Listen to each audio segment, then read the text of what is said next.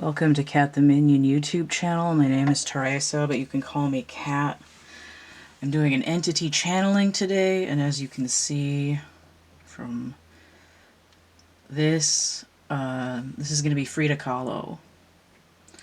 This is a doll that I made in 2006. I've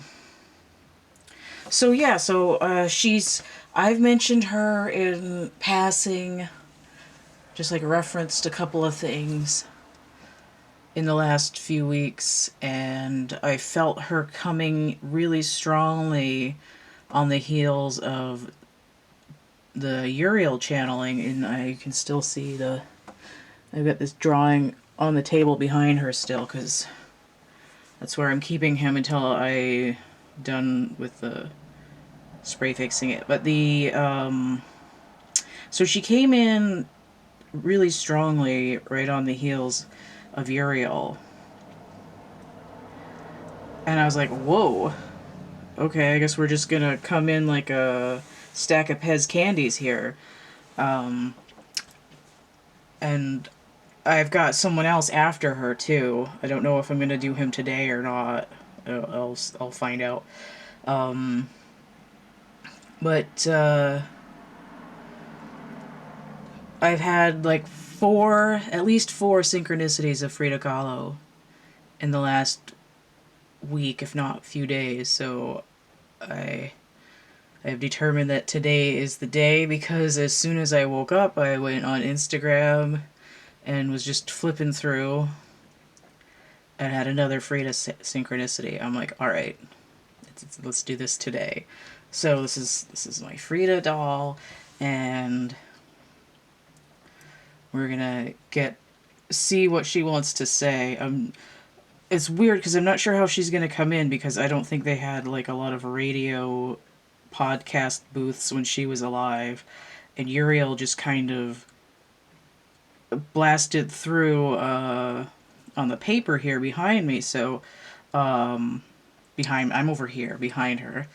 So he didn't really come in like an astral way. He wanted to come through the portrait. So I don't know if Frida's gonna be occupying the doll, which probably makes more sense because it looks like she's conducting with this cigarette thing here. And I also not sure what to expect, because I don't know what she sounds like. When I try to think of what Frida sounds like, I hear Salma Hayek's voice from the movie. So I'll find out. I mean, maybe she'll talk to me in my own voice. I don't know. I mean, she's more visual, so it's probably going to come through as images, but we'll see. So the decks that she's picked out for today, I have the Gilded Reverie Lenormand. I have this focused to her face, hopefully, so these are probably going to be blurry up here. So the Gilded Reverie Lenormand. I have my phrase deck here. I have the Mystical Shaman Oracle. I have the Lover's Oracle, mostly for the artwork on it. It's not the same as hers, but it's sort of a similar style. So we're going to be using that. And also for the art style, basically, this is more for the back of the deck.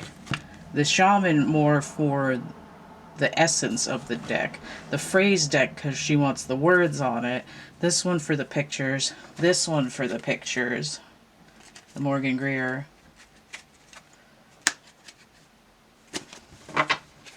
And also the Wild Unknown Tarot, again for the pictures.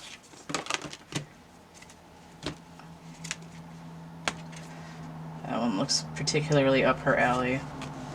So I'm going to hold them up. I'm going to try to put them next to her head, because that's where I've got it most focused to. And I think I do need to... I spent like a few minutes trying to set this up and get it focused, but I'm going to zoom in on the doll so we can get a little bit closer to her essence. Hopefully without turning off the camera. So I'm going to have to move the whole thing again. Okay.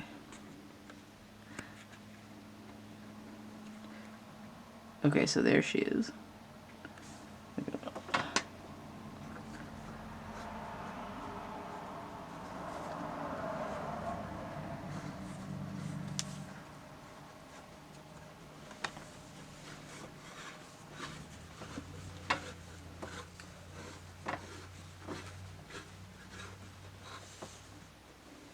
Okay. So now I gotta zoom out again without messing it up.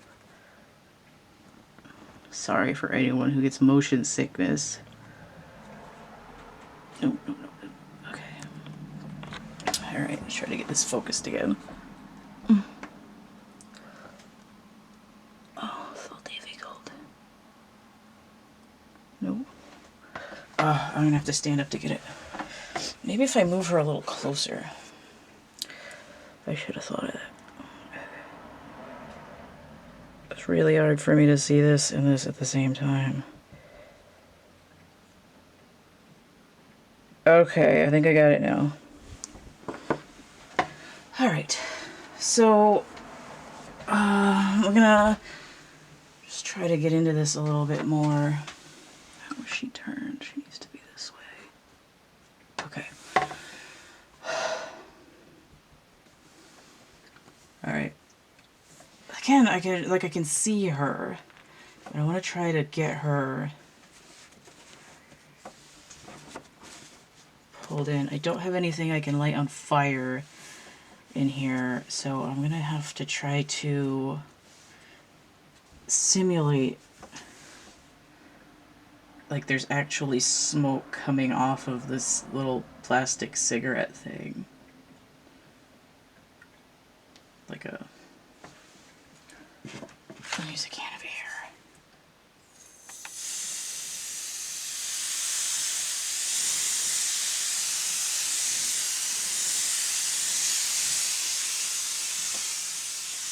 Alright.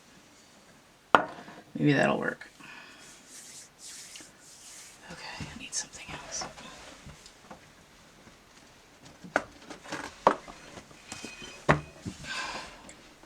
I kinda think I'm gonna need to get a Tibetan singing bowl.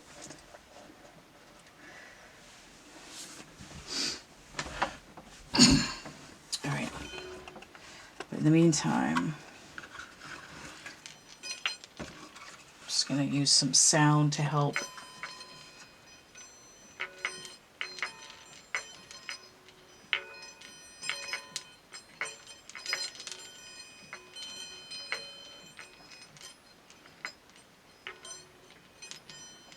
Not gonna lie, this is kind of freaking me out a little bit.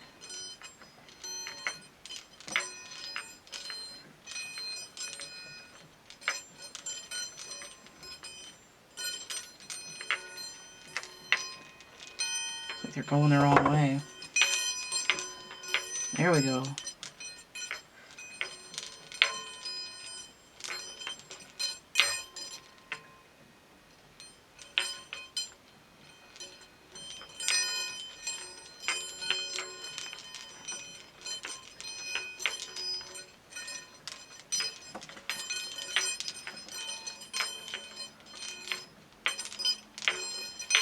Can't seem to get the rhythm right. Hold on, let me try this hand.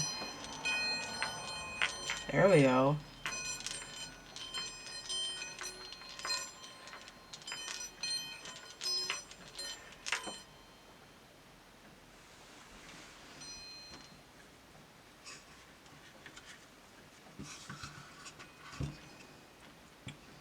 I think she's having a hard time getting into the doll because it's so much smaller than she is.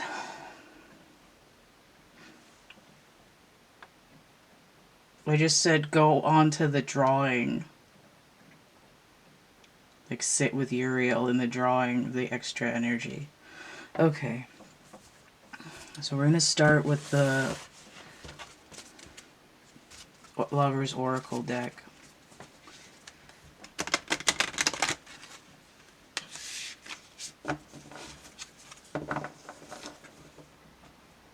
I don't think there's 45 cards in this deck. Oh, there is 45 cards in this deck. Huh. Alright, so the bottom... There's 2 cards. She says, I tricked you, I wanted both. Okay, so let's look at these pictures. This is okay, let me hold these up here. So this is really funny because she said she's having a hard time fitting in the doll, and I told her to go in the Uriel drawing behind. So she's having a hard time squeezing into the space, but she's going to occupy some of the angel painting behind it. Now, okay. She wants me to read this one, but not this one. Beware of what you are projecting, for the qualities you admire in one another are qualities you both possess. Equally so, the qualities you don't like are also your own reflection. She's showing me looking at herself in a mirror and smashing the mirror. And she's also showing me her miscarriages, and I think some of which she kept in jars, but I'm not sure. I know that she made paintings of them. Let's say. I don't know about the whole jars thing. I'd have to research that. Okay. So we have Judgment 20.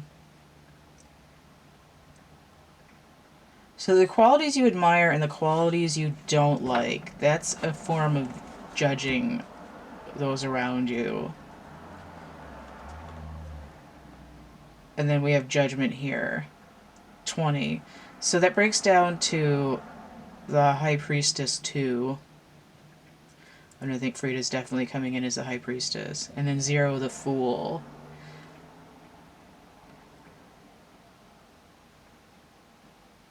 She says, I was also very foolish.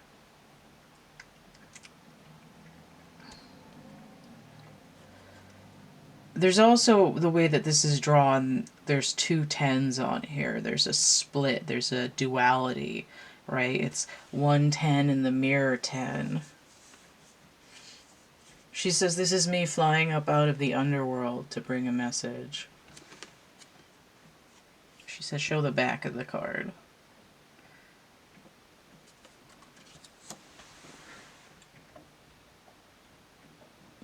I'm checking the time. Okay. I might need... I'm not sure if I'm done with any of these decks yet. But she wants a Morgan Greer.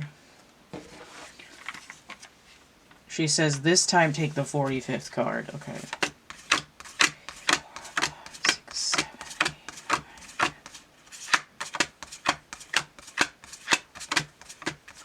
20.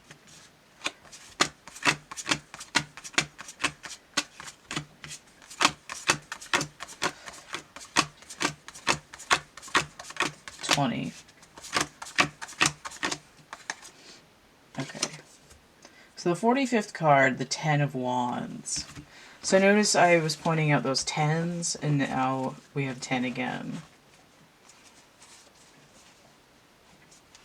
Alright, she's saying, look at the spread of the wands. It looks like the spread of the birds. Show the back of the card. Look at all the stars and the birds, and they're in the network. They're in the, well, she doesn't know.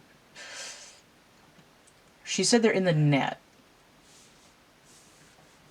But the image she's showing is a network, because she wouldn't have used that word when she was alive.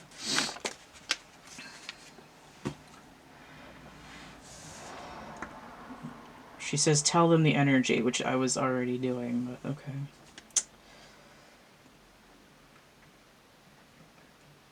I was just wondering if her birthday is near mine. I didn't look it up before I started this. She says, I'm not telling. So we have Saturn in Sagittarius.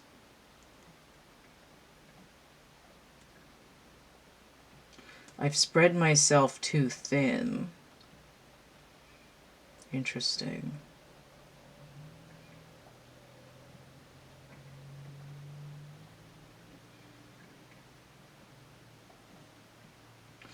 I've lost too many pieces of myself. It's a tree split into 10 planks.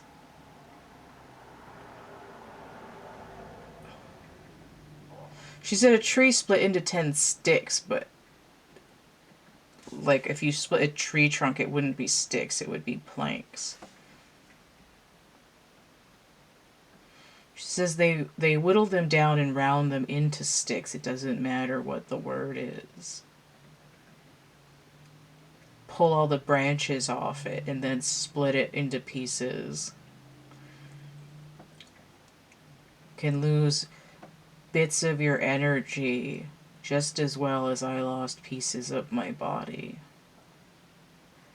and my children's bodies. I was like, ew, gross. And then she was like, like, yeah.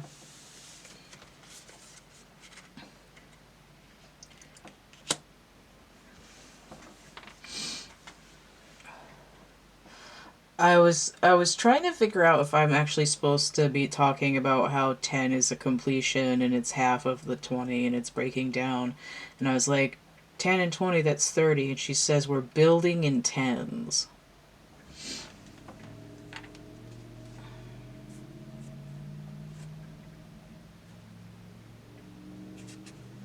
Okay, she does want another Lover's Oracle card. I'm going to shuffle it out this time.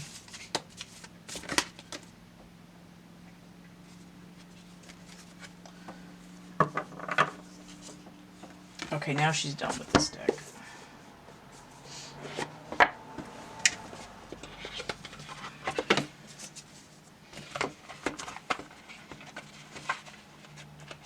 Sort of thinking ahead to whether or not I'm doing the next channeling today. Oh, what did she say? She just said some kind of snarky comment.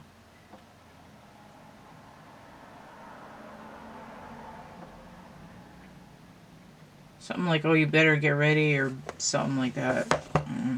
But evidently, only time will tell. Ooh.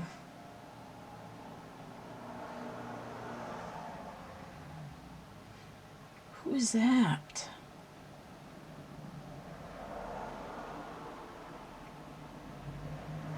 She says, this is my background energy, my higher self.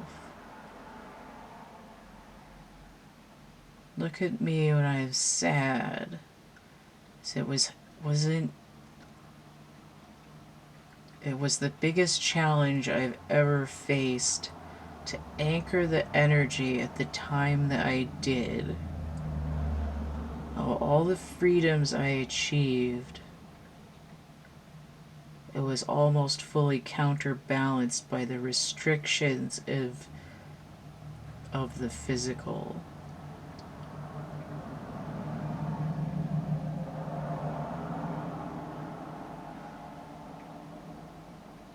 She's not really expressing it, but she's giving me this like swirling imagery of making like a goal post, like a save post. Like if you're playing a video game, you get to a certain spot and there's like a little light post or a little marker or something that's a save point in the game. I just had to start a new segment, and it was exactly 45 seconds when I switched it off and turned it back on.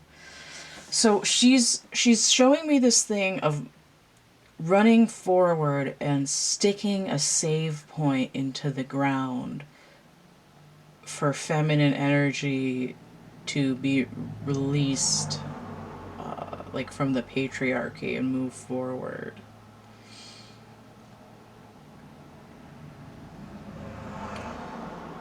She says, when I dressed as a man, I was a man, and it didn't matter because I am that man, and I am Frida. She's she's stretching out the free part, Frida, sounding very much like freedom.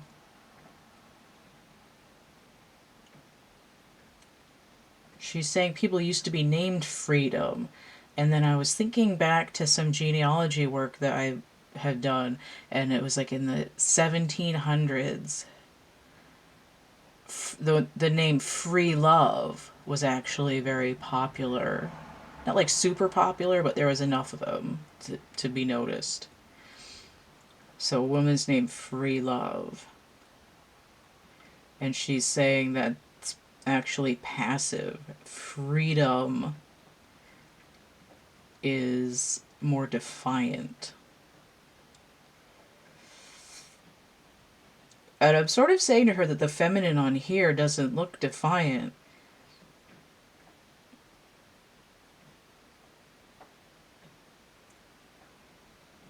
She said that there's a huge defiance in looking directly at that which is making you cry or making you weep. You look directly at that which is making you weep. You don't turn away. And you stare it down. And you say,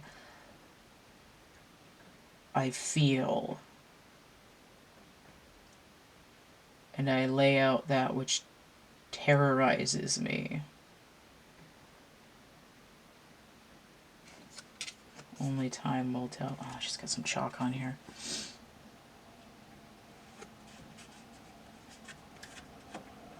I really need to get some spray fixative before this surface of this drawing gets ruined.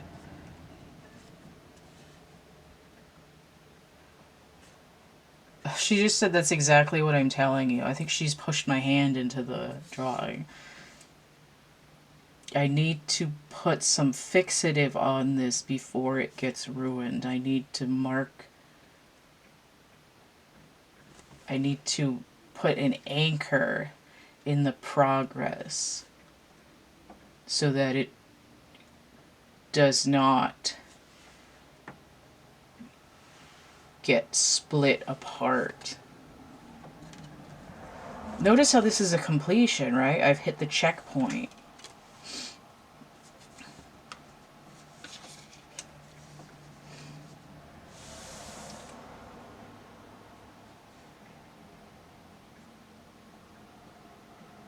Okay.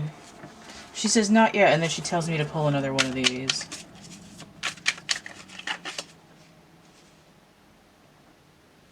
Okay, so pull it, but don't turn it over, and then get Ella Normand.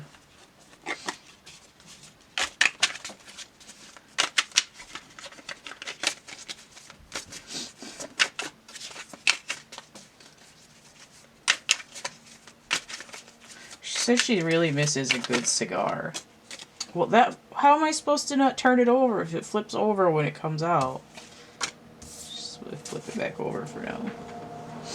Okay, I guess I'm done with this deck. Lenormand. 3 Lenormand. 1 flippy over. Of course it's the masculine. 2 flippy over. 3. Nope. I'm not taking all of those.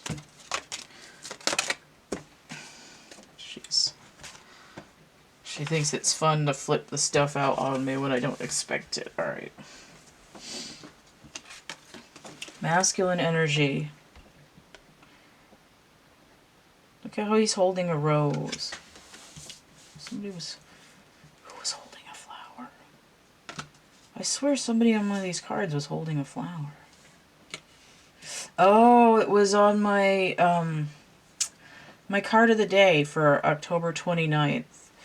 The feminine was in the balance scales, and she was holding a flower.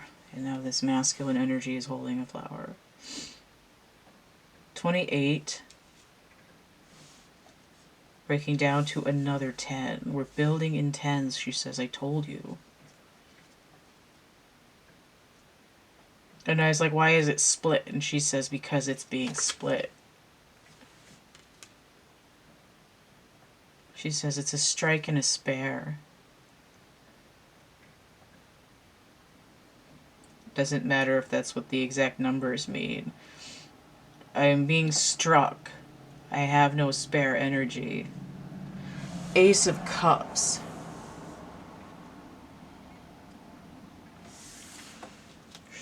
Okay, she says, look at these other cards. We have multiple layers of energy coming out of the heart. We have the heart here again. We have the heart here again.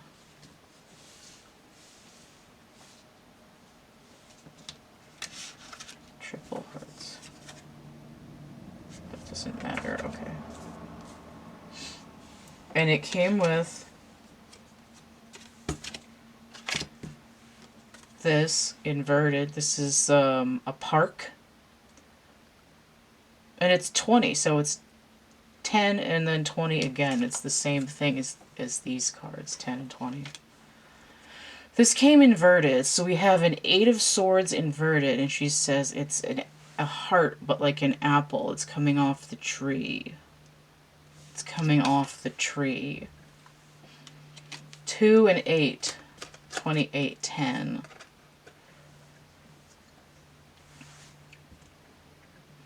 There's... She says there's a private pain that's withheld from the public. 8 of Swords inverted is walking out of your own mental prison. I have to be like society tells me. She says the goalpost isn't just for my women.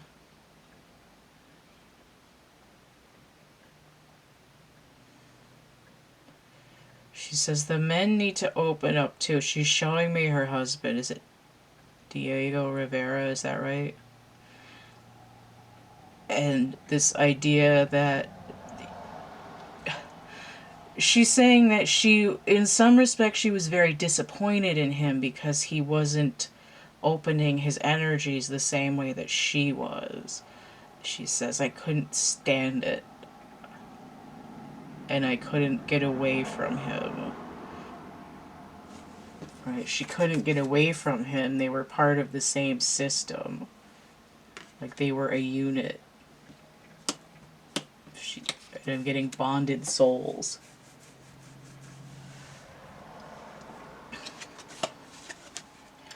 And then we have 16. This is the stars.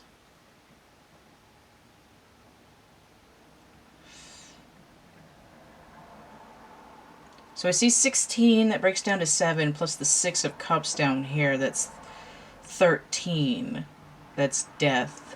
She says, death like me, I am dead.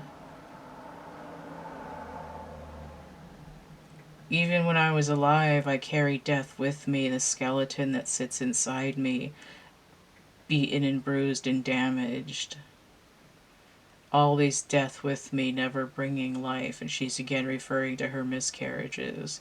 Her womb only brought death, is what she's indicating. Now the 6 of Cups is it the Sun in Scorpio?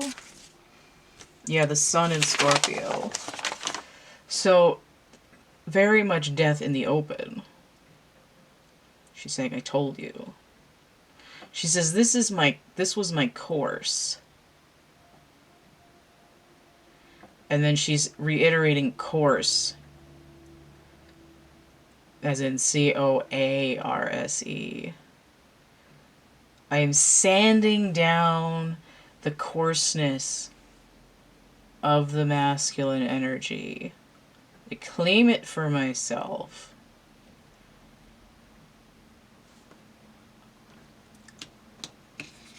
So that I can heal it in myself.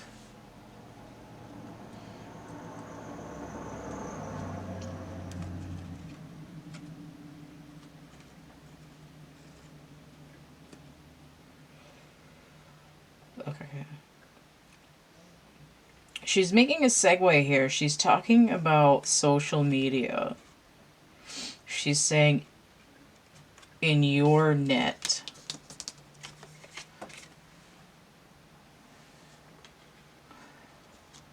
and you cast... She's pulling up the word Comcast. And this isn't, brand related. She's pulling the word out of the ether because she knows what it is.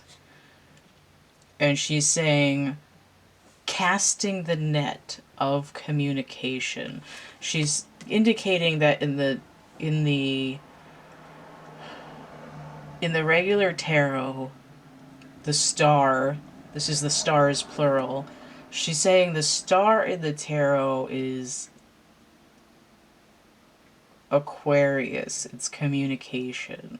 And when you cast this net, the World Wide Web, the net, the internet, right? We're not going out into the park, we're going in. The net is inside. Like, it's... You use it from sitting inside your house.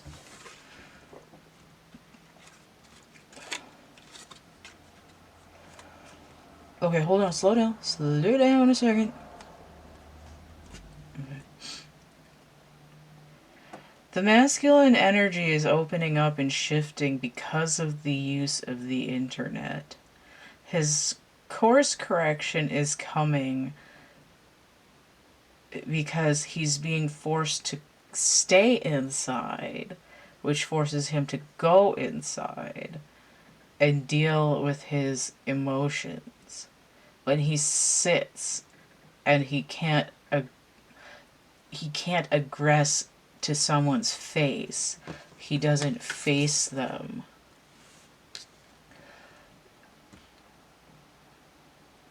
It's like he only sits in his own thoughts. He only has his own heart to consider. You can shut him out from this net. You can cut him off.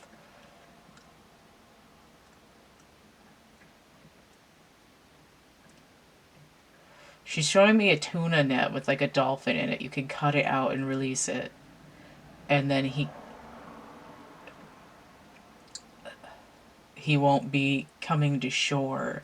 He won't be able to land anywhere.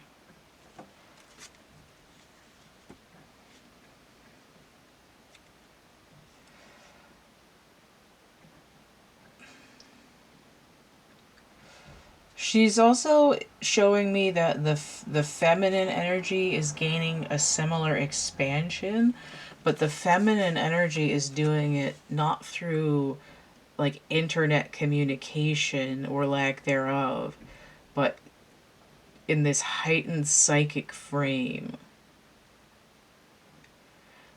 And she's also showing me that even if they don't know it, they're in this psychic mind frame where feminine energies are becoming more creative, and they don't realize that when they're making jewelry or selling jewelry or doing makeup and posts and displaying their gallery on this net. She's talking like Instagram makeup influencers, basically. They don't realize when they're doing this that the creative flow is a psychic download, whether it be from their own, she's saying their own bigger self, their own higher self. Doesn't matter. Whenever they do anything visual, she's showing me crocheting those little crochet dolls. There's a like a Japanese word for it, but I can't remember what it's called. Just like knitting, even if it's like hats or scarves. She's even showing me baking bread. Though all of those creative processes are ways for the feminine energy to tap into this larger version of themselves. And with these 10s and these 20s showing up, it's especially 2020, and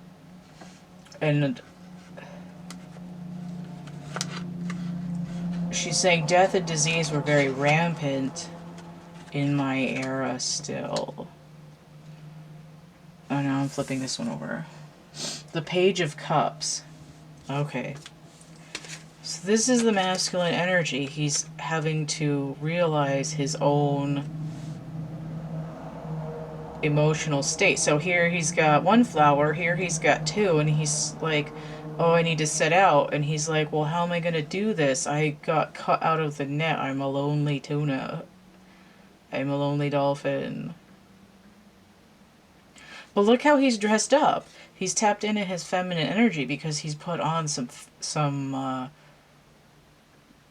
really swank outfit. Right here he's just like, you know, wearing the same dirty shirt he's had on for a week. And now that he's like, well, if I'm going to go out, I haven't been anywhere in a long time, I'm going to put on, like, the fanciest outfit I can muster. Even though I don't know what I'm doing with my own heart energy.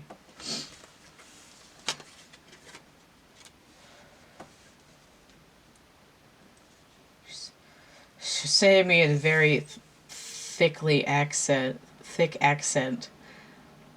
He's turning the page of the book. Like the judgment book, he's opening the page. And I said, oh, it's 11. She says, yes, we're moving on from the 10.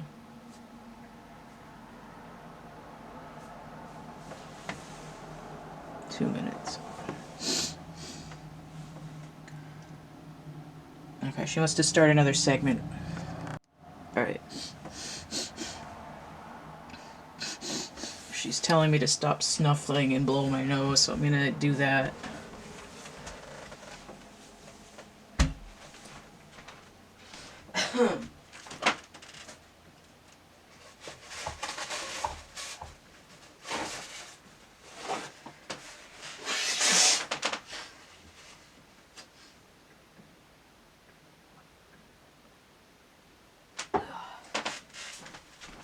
She's giving me shit about the sound of my snuffling. Okay.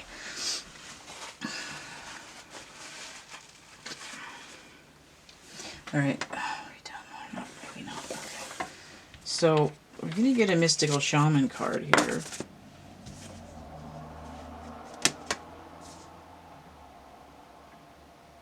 I don't know if she wants these three or not. Okay, I guess there's these two. I was right in the middle of saying something. This whole year in 2020 with the COVID and natural disasters and political stuff, you see people being at home, and it's not just feminines at home, but it's more like the masculines are more apt to spend their time with their headset on playing video games to spend the time, or in some way she's showing me like writing in all caps on social media, right? Blowing off steam by starting arguments. And she's indicating that feminine energies, whether, and you know, she's showing me men baking bread, and it doesn't matter if someone is gay or not.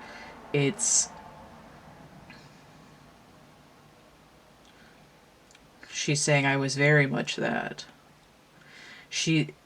It's the energy itself, masculine energy, very much wanting to be busy and distracting or engaging in combat, i.e. capital letters. And the feminine energies more apt to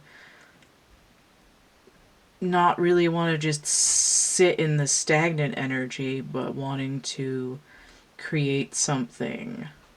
They're used to doing work, and without work or without face-to-face social engagements, feminine energy more apt to learn a skill or do a craft or make a food.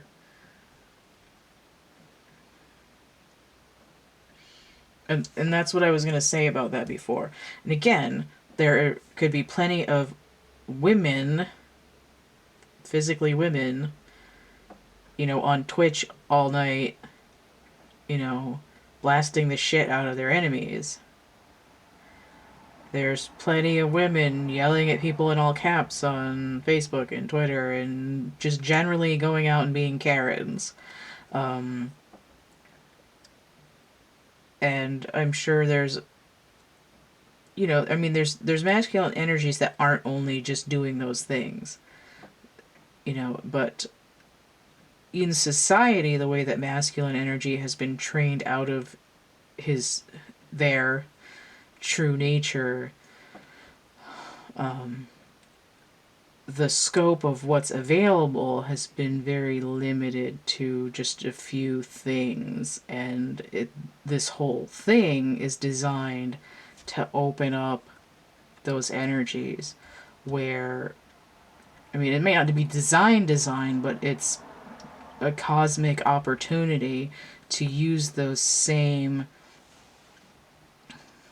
communication network to change the energy, saying, well, instead of talking shit and just playing games, I'm going to build and stabilize my community. I'm going to go out and advocate injustices.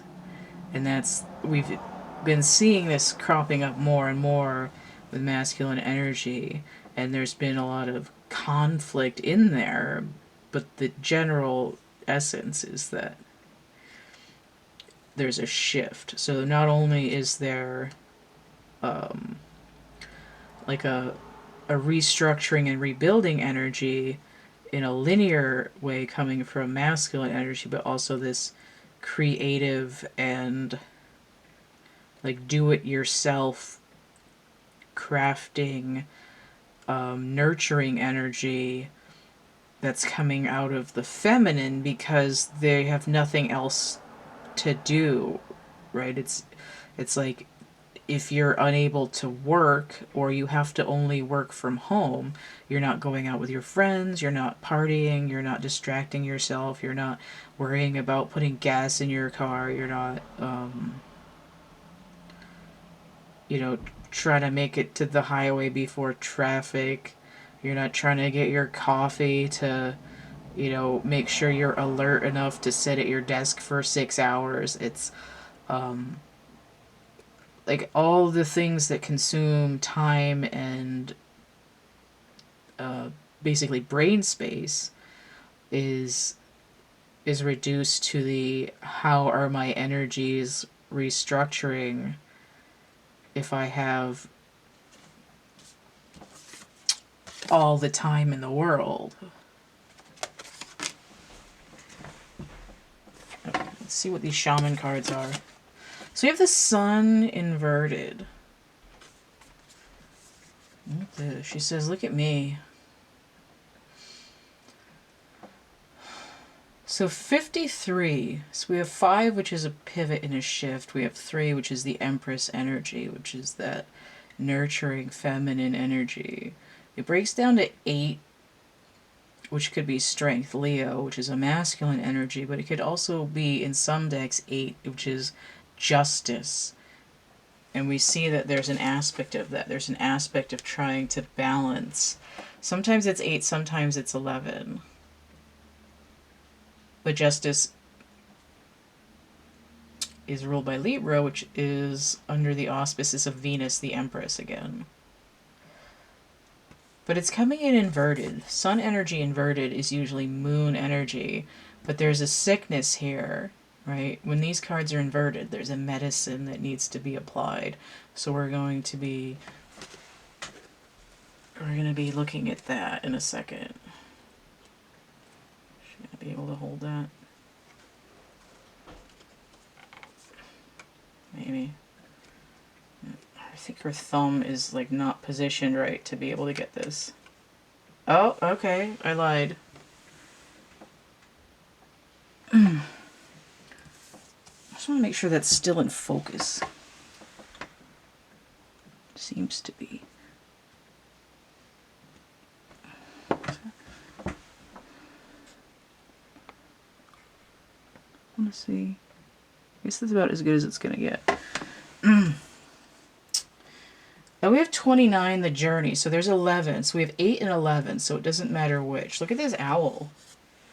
This reminds me of the time I had a saw-whet owl almost fly into my head. It's that, like, sudden drop down of information, right? This person looks like they've been wounded, but they're still trying to get these cosmic downloads. They're still trying to connect. They're starting to realize that these... I'm getting the word quagmire again. She's showing herself jumping on these rocks over this sort of bubbling, putrid swamp. And that even though it's unpleasant, you have to go on each step to get to where you want to be. To get to some place. She's showing me this sort of green pasture with like long grass and wind blowing through it, and the birds, and like a sunlight, and then a cart coming that's filled with like, she says it's an apple cart. Okay. Something sweet that's... Where's the... something sweet that's connected to the tree. She's showing me the apple cart because it goes back to this 8 of Swords inverted. She says it was like an apple. A heart. Okay, so let's look at 11. 29. So we have that High Priestess number. And then we have the Hermit number, which is Virgo energy, which is ruled by Mercury. Which is also the Magician. By Mercury, which is the 1, and this page could be a very low vibration of that because he could be a 1 as well. I'm magically starting to learn how to get into my own heart. Virgo is also the like Empress in training, or the inner child of the Empress. But it's also part of that Maiden Mother Crone trilogy. We have the Empress, 9, Virgo, the Maiden, and then 2, the High Priestess, the Crone. She says, I'm the Crone now. Look how old I am. I'm 100 and something, whatever, years old. She says, I am become death, the destroyer of worlds. 29. Okay, she says, look at the sun first. Well, then I will. 53. Did about 350. Okay. The sun is acknowledged by many cultures as the foremost masculine force. In other traditions, it is seen as the feminine in her full power. Either way, it's the most brilliant light for all beings and allows life to sprout from the dark feminine earth. It can be gentle and warming close to sunrise or sunset, fall or winter, or it can be destructive as in its zenith during a scorching summer. So with this inverted, it doesn't matter because if it's inverted, it's the moon, it's feminine. Whether it's upright, it's the sun. It's masculine or feminine. It doesn't matter if it's justice, feminine energy, or strength, masculine energy. It can be either way. So because it's inverted, it says, have you been shining your light for too long? Remember that daylight is only 1/2 of the day. The night must have her equal time, and she offers us her gifts as well. Be careful not to be blinded by your light or the light of others. Do Do not become enamored with yourself or worship others. Beware your shadow. Revel in your midday glory, but do not be afraid of the waning of the light at dusk. Okay? She says, I am become death. I am the night. Alright? She says, I'm Batman. She knows what that is. Was she still alive when Batman came out? I don't know. I'll have to check. Which time is on there? So when she starts off with this idea that she's making a mark, she's making a goalpost for feminine energy. She's like drawing the night forth into the day. She's saying it's like, come hell or high water, we're going to have a dark night of the soul. She's sort of indicating to me that we wouldn't have had all the trauma we've had this year if the feminine energy had been honored and the masculine energy had opened itself up to its own heart. As sort of the more resistance you put, the more things snap back. She says it's like a rubber band, and if there's one right here, this one would snap back really hard. Right. She says an equal and opposite reaction.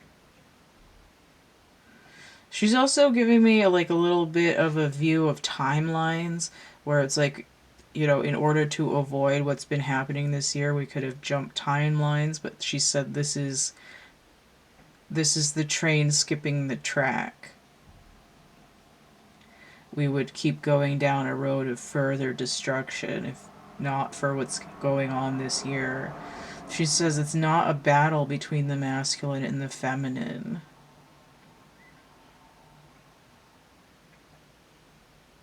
And I'm saying, well, isn't it the downfall of the patriarchy? She says yes, but she's also indicating, I think she said something about a mirror at the beginning. Yeah.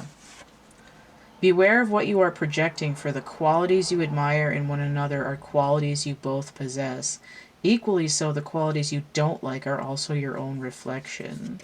Doesn't matter, it's either or. They're in the same net, the masculine and the feminine.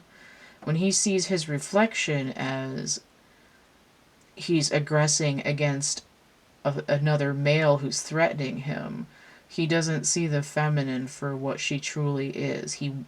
He only respects her if she acts like him.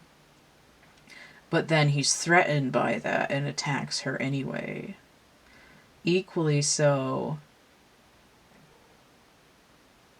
a feminine energy could attack the masculine energy for not being nurturing and caring enough.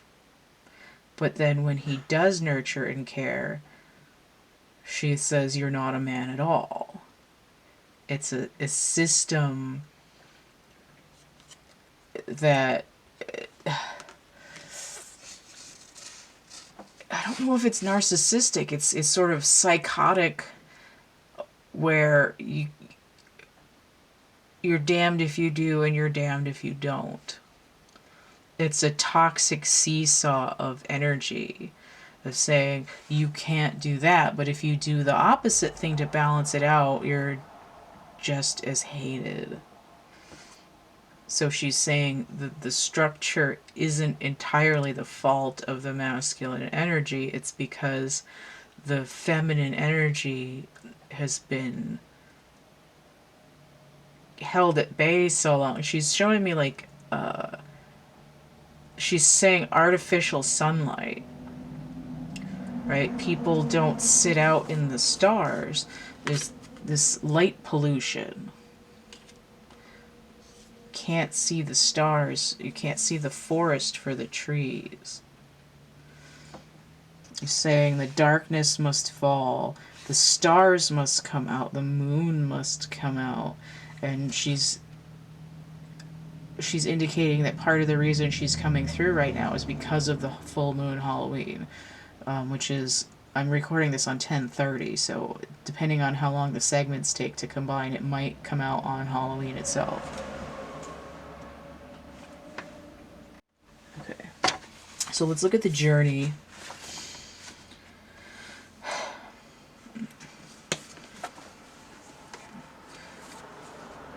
The journey is an invitation to step outside the boundaries of your life as you know it. The journey is not a holiday, it's a call to be hermit-like, right? And I said 9, the hermit, and to go on a pilgrimage into the unknown. There are no maps to the territory you'll be exploring, no marked paths or road signs. Okay, so this is navigation. And I'm especially seeing her hopping through this roiling swamp and into the grass again. And she's doing this like planetarium style panorama, like up into the sky. And even though it's daylight, where she's showing me herself skipping over the swamp and into the field, the sky is black and full of stars. And people used to navigate by the stars, but you can't see them if you never let the night in. There are no maps to the territory you'll be exploring, but if you let the darkness come over, the stars will light the way, because they're not corrupt like maps. Your GPS isn't going to, you don't have to worry about not getting reception for your GPS in the middle of the important turn in the journey. Do not linger in the port when distant shores are calling. Fearlessly draw your own navigational charts as you discover the route. When the time is right... Where the hell was that card? When the time is right, as it is now, you will be led true even when you're not sure of where you're going. It's the departure that's most important, right? I'm just setting out, and I need to find out where this fish comes from. I've got to set sail. If you miss the boat, a great opportunity will be lost, and another ship may not arrive for a very long time. So she's giving me...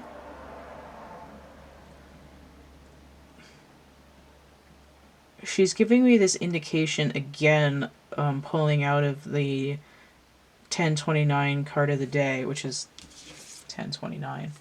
Did I restart this yet? I did, okay. I was talking about Halley's Comet, right? 76 years to come back. It's been 75 years since there was a full moon on Halloween. And I don't know if she was alive then or not. I think she was, but I'd have to look it up. So again, there's this idea that these cycles only come around so often. She's showing me the planet Pluto, too. There's a lot going on with death, the planet Pluto, this year, especially with there was a retrograde, and now it's direct in Capricorn, and we had Saturn energy here, Capricorn energy. There's like a great work or task to be done. So we have 10, and then we have 29. So that was the reading of that day. Although that reading was mostly about, it was about Halloween as well, which is, where she's coming in with this. So now we're going to go to the phrase deck, because that's the only one we haven't used yet. She says 3 cards. Okay.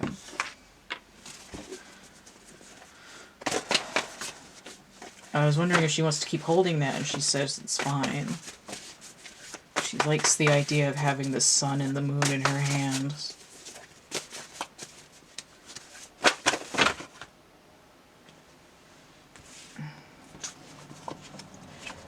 There's another card that flipped around, but I don't see it. Okay, so I have 2. Oh, I do have 3 there. You're so sneaky. So we start with a 10. What's wrong, dear? And we have 573. 5 is the pivot, 7 is the chariot, 3 is... It's just also the Hierophant, the cosmic downloads, connection to the spiritual, right? Psychic ability. The chariot and the Empress.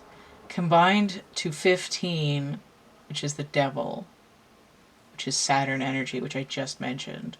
So it says, I will not blank if you do or don't blank. It's conditional love, right? You don't love me if you don't do everything I say and let me treat you like a slave. You don't love me if you don't get me flowers and jewelry every Valentine's Day. Like, I'm not going to pretend like we're in a relationship if you don't remember our anniversary and make a big deal out of it and, you know, plan a $20,000 surprise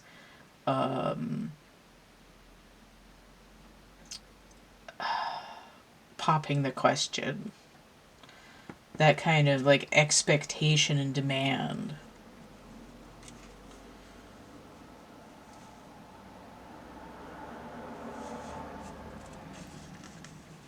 And then we have number 9, a mansion made of bits of miscellany. Number 9. I just heard this is the house that Jack built, but I don't remember how the rest of that goes. 9 and 10 is 19 the sun, which breaks back down to 10. And then 15 breaks down to 6. So these all break down to the tower.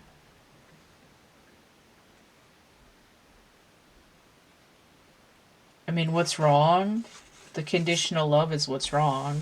If you say what's wrong and I tell you, then don't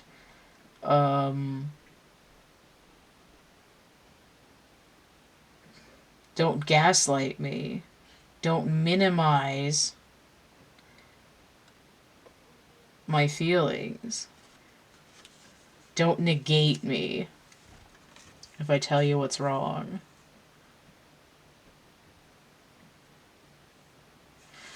Okay, so she's showing me, I'm like, what the hell does this card mean? She's showing me that this means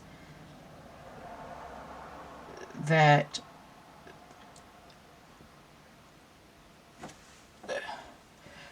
there's a new, like, castle, like a new tower, a new structure being built that's like little pieces of crystal, like little jewels and bits of wood and string and fur, like a nest. And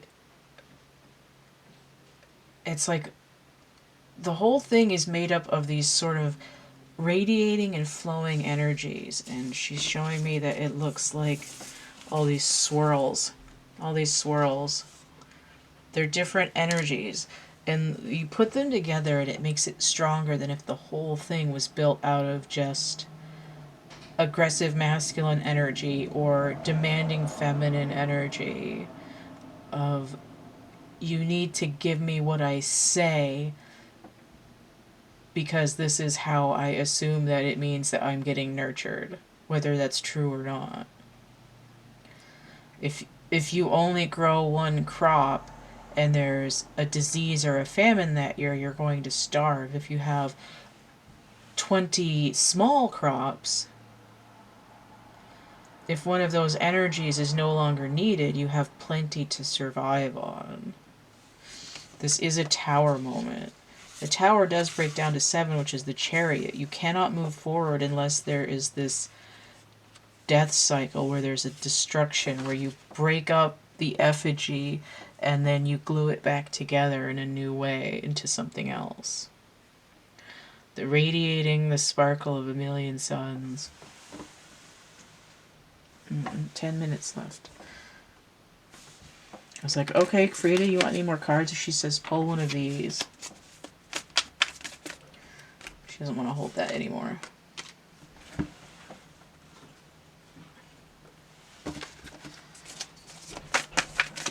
Turn that way.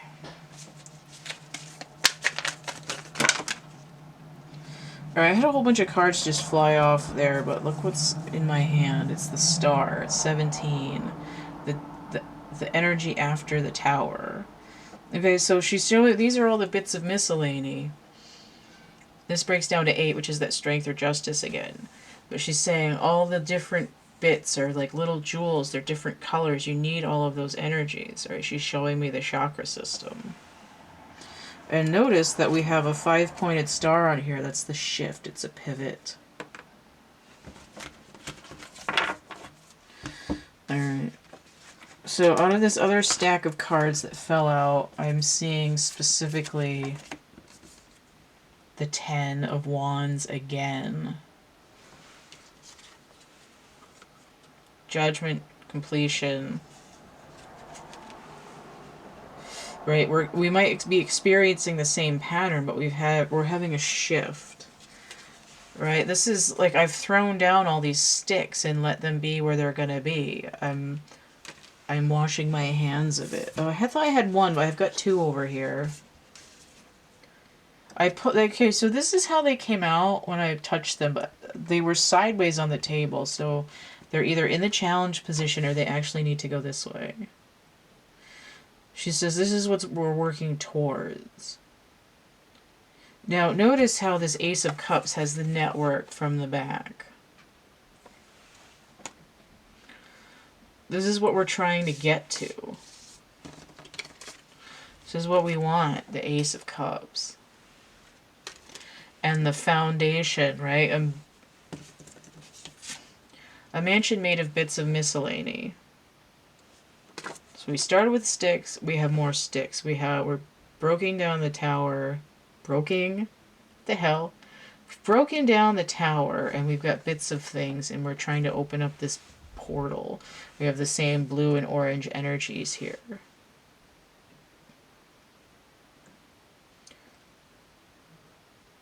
She's saying, speak that which is deep inside you. She's talking about the sacral energy, but it also has to do with the sun, with the solar energy.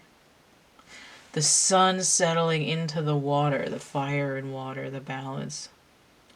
And only when they're together does it open up this shift. We're building a new foundation, which is necessary because everything else is crumbling away. I guess I need another, I have to get another shaman card, and then that's the last card for the reading, for the channeling. Can't tell if she's in focus because my camera keeps putting this little green focus square on her face, and her doll face is too small for me to be able to see it all the way. I think that's slightly there. Does that look good? Does that look right? Just want to see if that, I can't tell if that's focused from there. How does that one look? Oh, I guess that's alright. Oh, a shaman card. Okay. She says, look on the bottom of the deck. You know I love you, 36. So we have the Empress number 3 and the Lovers. The masculine and the feminine energy, a choice and healing. Right? Combining to the Hermit number, which is that Virgo energy again. Mercurial. Deep down inside. Okay. So now I'm hearing Linda Ronstadt. Deep down inside, you know I still love you. I don't remember which song specifically, but it's on the Cry Like a Rainstorm album. Howl Like the Wind. right? There's nurturing available in the universe, even when you think all is lost and you should eradicate yourself from this world. There's an essence in the universe that is love that still exists in your direction, whether you can feel it or not.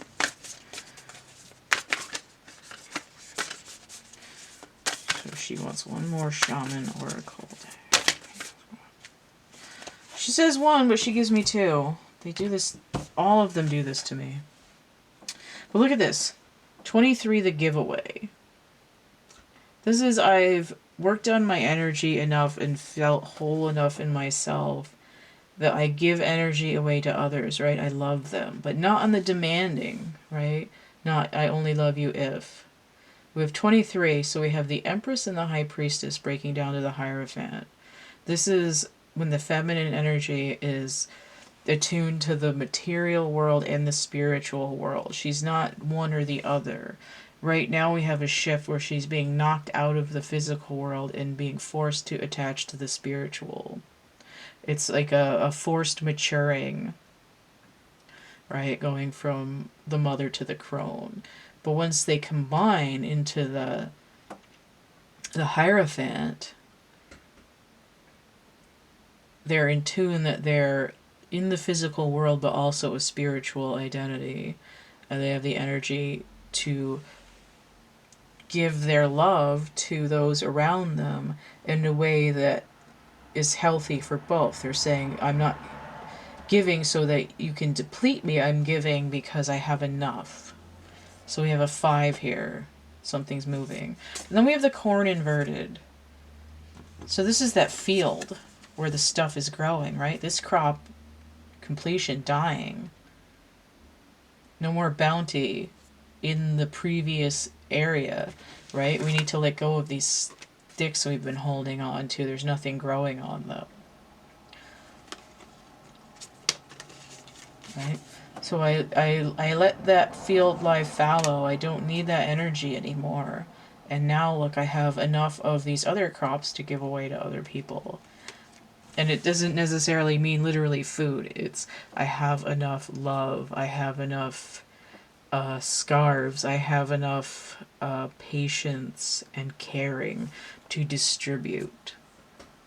I have enough art that I've made that has this energy, right? I've created a painting that carries this energy and I give it to the world and the world picks up that energy and I've created it, and they're not saying I'm going to stab you now so I can have more of your energy. I'm saying I have this thing or love that I've given and it creates a new crop.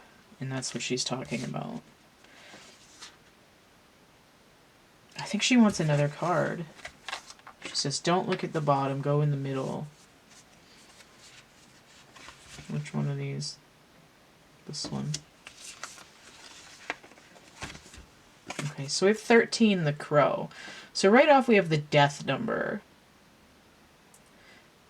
We have this nighttime thing. I'm going to read this because I have a hard time remembering what the crow cards are in these decks, because the one in the matching animal spirits I think is slightly different than this one. 13, which does break down to a 4, which we had here. 13. Which time? Okay. Last card. Attempted murder. The keeper of universal law, the law of truth, teaches us to walk our talk and find congruence between who we say we are and who we really know ourselves to be. That's that, you know I love you, but you're sitting there as if you don't even remember that you love yourself. What is the truth, emotional truth, Ace of Cups? It insists that we speak truth, that we create truth instead of searching for it, right? That's making your own map. And that we bring truth to every situation we find ourselves in. So this is, I need to go out in the world and find out where this fish comes from. It's like, dude, that you grew that out of your own heart. Like, are you that distant from yourself that you can't find that truth? When you speak the truth and practice truth, eventually everything you say becomes true. Your power to co-create with this truth is the universal law. Correct what is untrue in your life without judgment. Without judgment. Right? So you're not pointing fingers to avoid those things about yourself which you criticize, right? I don't want this to be true about me, so I'm going to point it out in someone else. Instead of saying, well, I don't want this to be true about me, so I'm going to alter my behavior until my truth is different.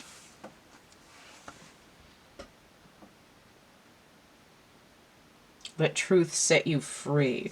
So there was an 8 of Swords in here inverted, and that's the I want to break free energy.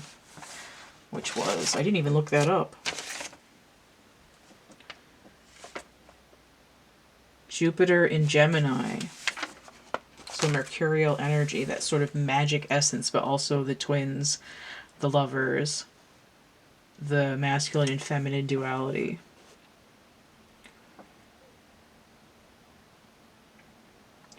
So this power to co-create with the universe is that idea of we're blending the spiritual and the mundane together.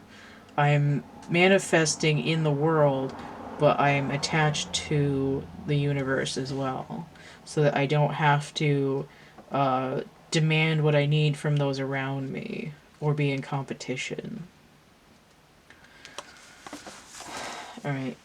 So I'm going to put the band on these because we're done. And then I want to see if she has anything else to say, because I think that she is not going to be in the room very much longer. She's saying get a room, and she's laughing because she knows what that means. And she's saying I need a bigger room for my energy. I'm laying out these cards in front of me again, and I want to see if she has anything else to say about them.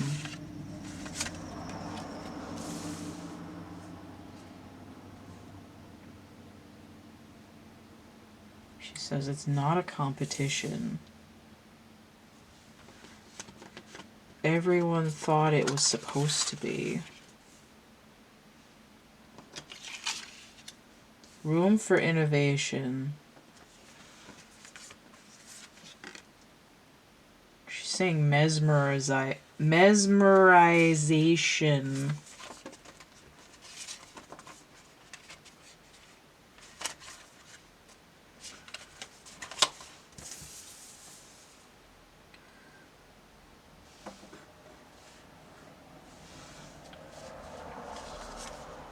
She's saying the masculine energy is wounded more deeply than the feminine energy right now.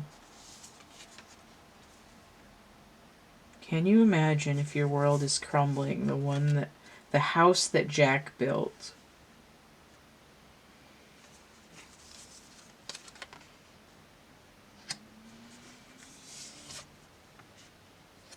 She's saying the feminine energies existed in a secret world for a long time, and that coming out into the light can be scary. And I was like, well, what about the darkness?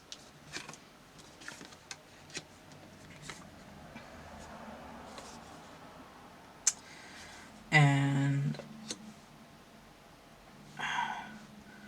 she's saying, like, it's a little bit of like, oh, you've got me there kind of energy, but it's more like the light and the darkness are the same thing, so it doesn't really matter. Right? In order for the feminine energy to bring the darkness in, there has to be a twilight where she's stepping into the light to begin with, and then the darkness flows behind her. And the masculine energy thinks that she's trying to kill him because he's out of touch with his own darkness.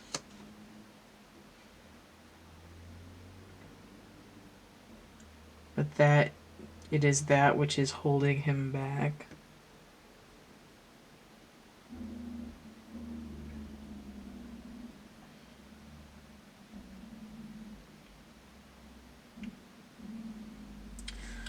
showing, she's giving me the song Skyfall.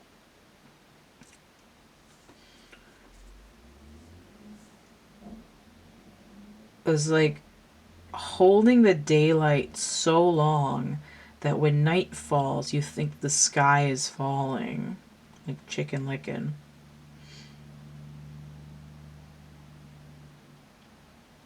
And then she's showing me the Truman story, where the light falls and lands on the ground near Jim Carrey, and he's like, what the hell? The sky is falling. It's illusion. It's this mansion that's built out of all the same material, and it's crumbling.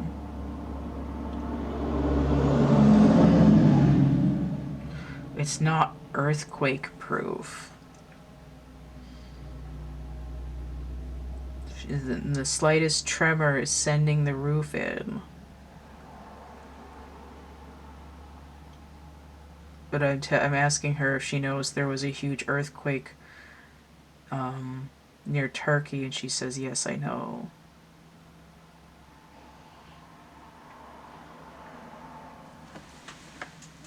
Which time have I got? Okay. Alright. Really? Another shaman card? She's really into these today. She says this deck is fully her energy.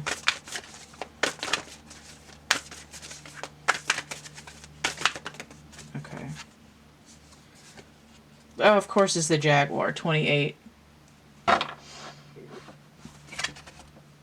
Look at this. 28, 28. She is ready to roll. 4 chariots. Breaking down to a 10. Primal feminine energy. Of course this deck is you. And the melanistic jaguar, the Black Panther, is very much that nighttime feminine energy as well. Just got the moon there. And what's going with this?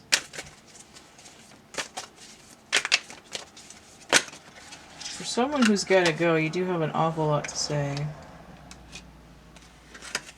I'm going to point out that this 2 of Swords slipped out. Kind of looks like what she's wearing, but not entirely. Junior level High Priestess energy. Starting to learn a different perspective. Masculine energy opening up his night vision goggles. So the Jaguar with the Queen of Pentacles, who can be a 13 or a 1. So we could be dealing with 11 or 23, which breaks down to 5. And where does the head there? 23. Look at this, it's past the harvest time. We're getting into fall energy here. But let me read the Jaguar real quick. Jaguar.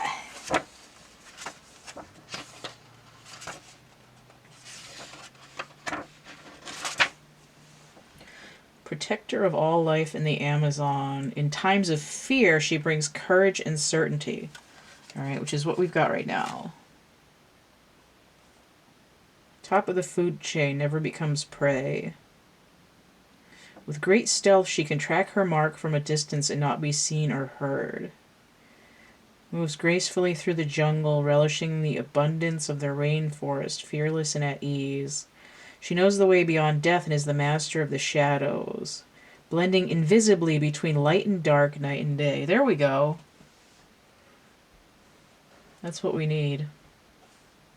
So we have this recap on navigation and on the dark and the light, and on the idea of needing to overcome fear of the crumbling that's happening. Explore beyond the walls that confine you. This is what I was talking about right here, right? The masculine energy needs to get out of his house.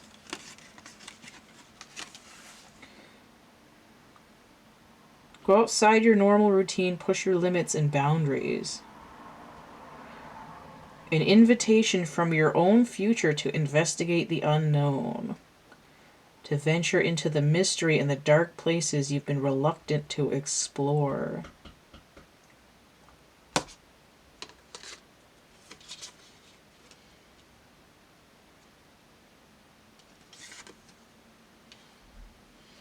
I think the Queen of Pentacles, what's her energy?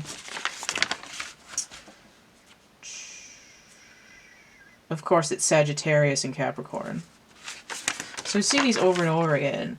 So Saturn and Jupiter are in Capricorn right now, also with Pluto. So it's sort of like luck and task and death are all in the same place right now. They're reaching a peak maturity. And as the cycle completes, the next place that they all should end up is in Aquarius, in theory, which is that star energy that I'm navigating somewhere new. I'm turning the page. I'm having a new consciousness. I'm shifting. And we have the material world here. It's coming in with the Queen because we do have this death and rebirth cycle here, but also because the Queen is in particular still locked into those psychic abilities. It's not that the King isn't, it's just that the King is more interested in like the pH balance of his kingdom. Right? He's like, let me see what's going on and I'll get the patchet kit and deal with it. And she's more like, oh, let me sit here and get some crown energy downloads on what's the best way to proceed. And that's what Frida is talking about. She's like, how to proceed. It's very anticlimactic because she's just sort of sucking herself up out of the room and leaving now. She's giving sort of like a little wave and she's saying,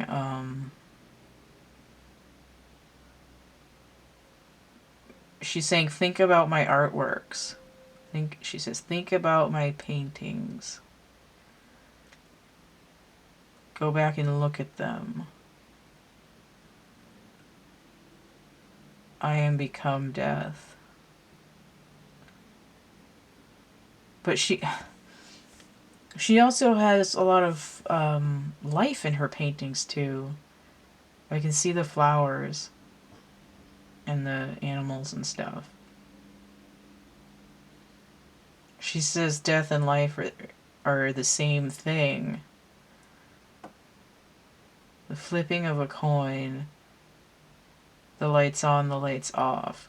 Day cycles into night. Night cycles into day. Here we have this daybreak too, or it could be sunset.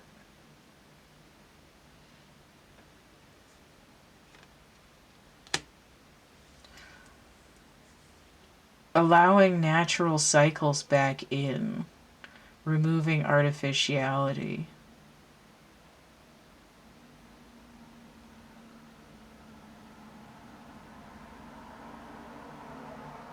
She says it's happening sooner than you think. She's showing me both Halloween and December. I said, why not November? She said because it's the death of the calendar year and the place where Sagittarius and Capricorn meet. She's talking about right before Christmas. Specifically the winter solstice, where the shortest days and in the days becoming longer start again. Like this cycle is particularly important between the death of the pagan year and the death of the calendar year, as night becomes longer and the death and rebirth energy and the feminine energy become the strongest. And I just said the northern hemisphere, and she says yes.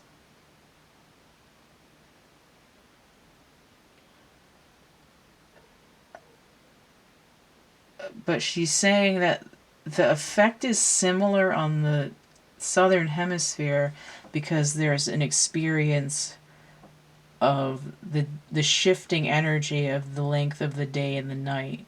She's saying that same time frame is when the southern hemisphere is going to experience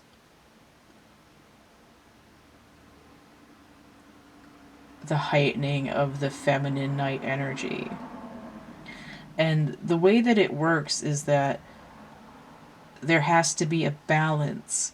If the whole world went through those shifts at the same time, it would create like a civil war or like a world war. That it's safer if northern countries experience it and then the other side has a turn. She's also saying that it's happening the way it is because there's more land mass in the north. I don't know if that's true, but I feel like it's probably true. So I think about the mass of like Europe and Asia and everything and where the equator is.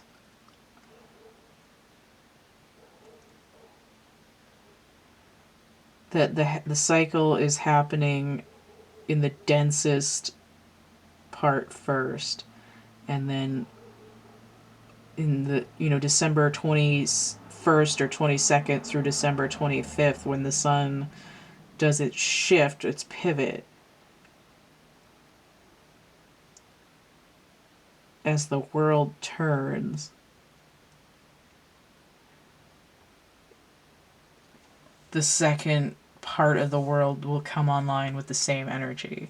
So it's sort of like, it's almost like saying, like, in the southern hemisphere there's more third world countries and they're going to experience this sort of intense power shift as we head into 2021. But for some reason, like, it's not going to take as long because there's less land or less population or something like that. So it's going to look like there's a domino effect in the world. But it's going to sort of propel the energies balancing forward.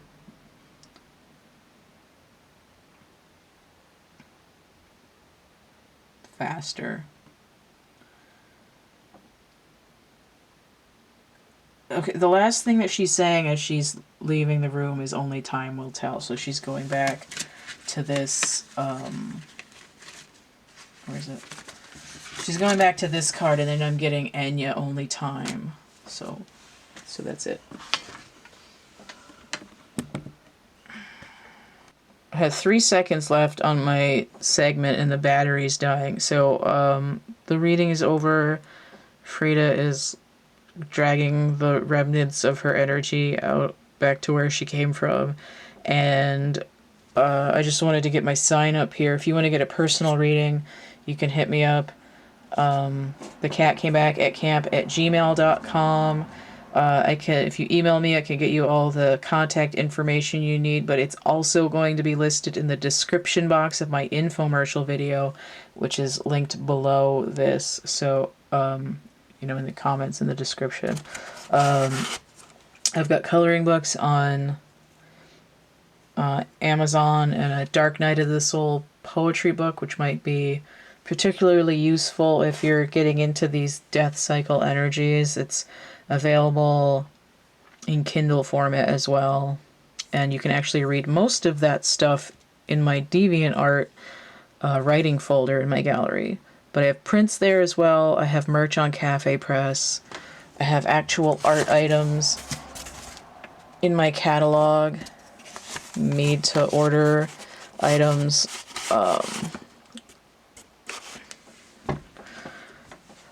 Like this foam lotus. I just spit on the back of my camera.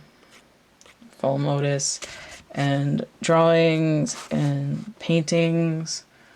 I got stuffed animals. I have chapbook packs, which are like synchronicity stimulus packets. It's all kinds of random bits of art, and they're already packed up, so I don't even know what's in them. It's randomized. It's going to be some of those dark writings, little art cards and things like that. If you want to see more doll work that more dolls that I've customized, that's going to be in my doll customization folder over on DeviantArt as well. So you can check out my gallery and my prints and all that. Let's get this. There we go. All right. So if you want to help keep this channel running, you can donate. Energy exchange, hit that tip jar, paypal.me/cattheminion. I also have Cash App and Venmo. Don't forget to like, share, subscribe, comment, check out my playlists tab, my discussion tab, and stay groovy, and we'll see you later. Bye.